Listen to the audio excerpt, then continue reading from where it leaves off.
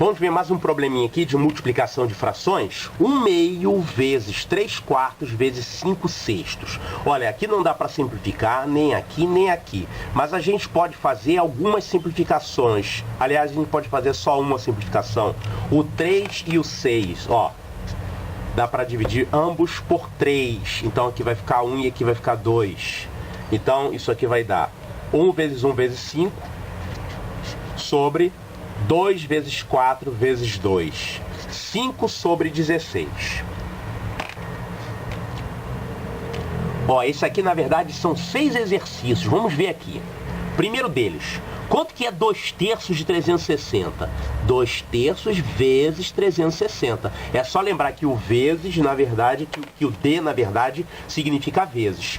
Olha, é claro que aqui é 1 sobre 1, mas eu não preciso colocar a rigor, né? Então, 3 e 360 dá para simplificar por 3.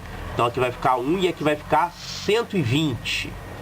Então sobrou 2 vezes 120 sobre 1, 240. O segundo, 4/7 de 280. Então 4/7 vezes 280. Eu posso dividir aqui ambos por quem? Por 7. Então, dividindo todo mundo por 7, aqui vai ficar 1 e aqui vai ficar 40. É só o que sobrou. Então, ficou o quê? 4 vezes 40, 160. O próximo, letra C. Quanto é que é 1/3 de 22?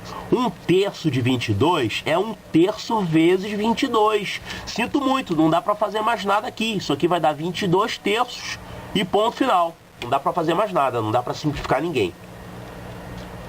Letra D.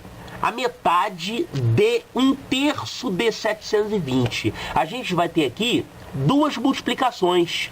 A metade de 1/3 de 720. Então, ficou com duas multiplicações. Aqui eu posso dividir, simplificar todo mundo por 2, fica 1, e aqui fica 360. E agora 360 por 3 vai dar quanto? 120. Então, aqui vai dar 120 e aqui dá 1. Então, quem sobrou? No numerador ficou apenas 120. No denominador ficou 1. Então, a resposta aqui dessa é 120. Vamos à próxima. O triplo da metade de 7. O triplo da metade de 7. Só isso. O triplo da metade de 7. Não dá para simplificar ninguém aqui. Então vamos só multiplicar. 3 vezes 7, 21 sobre 2. Essa é a resposta. E para terminar, letra F, 1/5 da metade de 33. Então, mais um problema com duas multiplicações. 1/5 da metade de 33. Não dá para simplificar ninguém aqui. Isso vai ficar 33 sobre 10.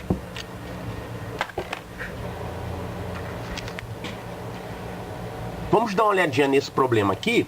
Só que no caso, esse problema vai ser resolvido por multiplicação de frações. Olha só, gastei 1/3 da minha mesada. Nesse tipo de problema é sempre bom a gente colocar uma linha para representar o inteiro, a quantidade total, que no caso é a mesada. Gastei 1/3 da mesada. Então isso aqui é o que eu gastei, 1/3. Bom, se eu gastei 1/3, sobraram 2/3. Como é que a gente calcula isso aqui? Muito fácil. É só a gente calcular 1 menos 1/3.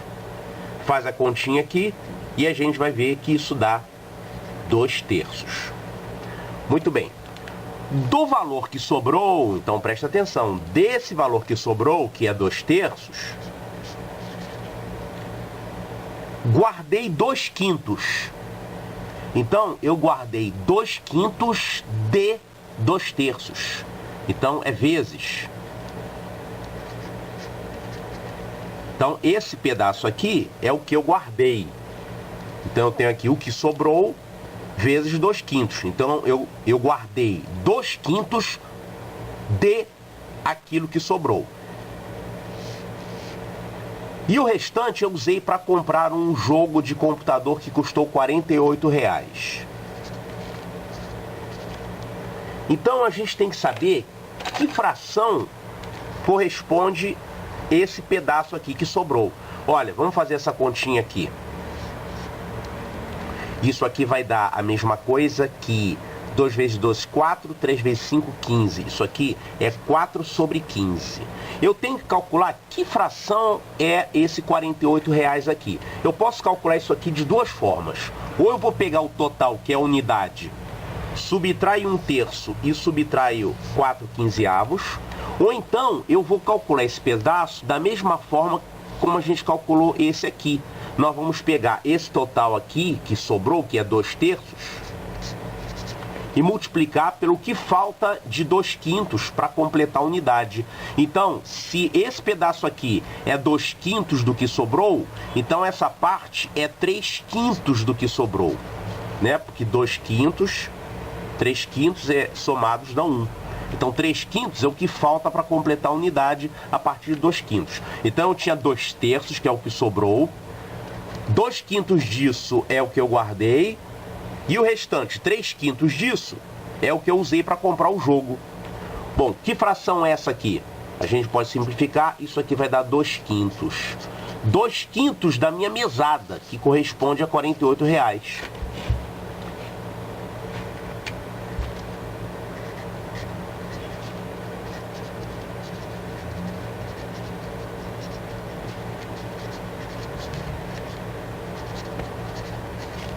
Então eu já descobri que 2/5 da minha mesada é R$48. Para descobrir quanto vale a mesada,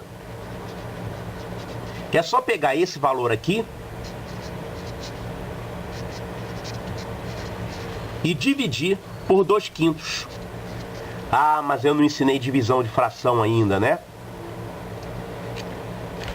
Bom, já que a gente não ensinou a fazer divisão de fração ainda, vamos resolver isso aqui de uma outra forma. 2/5 da minha mesada é R$48. Então, eu vou desenhar a minha mesada dividida em 5 quadradinhos. Pronto, 5 quadradinhos. E eu sei que 2/5 dela é R$48. Então, quanto é que vale cada quadradinho desse? R$24. Sendo assim, a minha mesada total vai ser equivalente a 5 quadradinhos. Isso aqui vai dar 5 vezes R$24,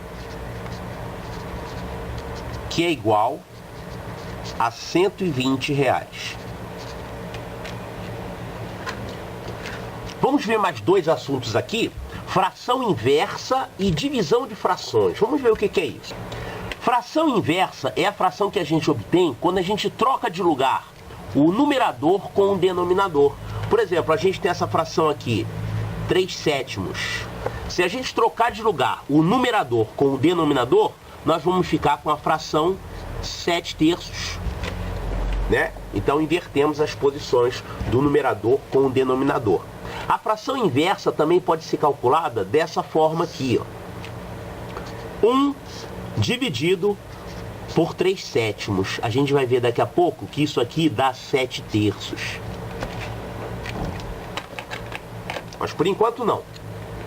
Uma coisa interessante é que quando a gente pega uma fração e multiplica pela sua fração inversa, o resultado sempre vai dar 1. Claro, porque o numerador desse vai cortar com o denominador desse e vice-versa. Sempre vai dar resultado 1. Então isso é muito fácil, fração inversa. Para achar uma fração que é inversa da outra, basta trocar as posições do numerador com o denominador. Isso aqui eu já falei, é uma propriedade das frações inversas. O produto de uma fração pela sua inversa é sempre igual a 1. Então se a gente tiver a fração A sobre B e multiplicar pela fração inversa dela, que é B sobre A, isso aqui sempre vai dar A vezes B dividido por A vezes B, que é igual a 1.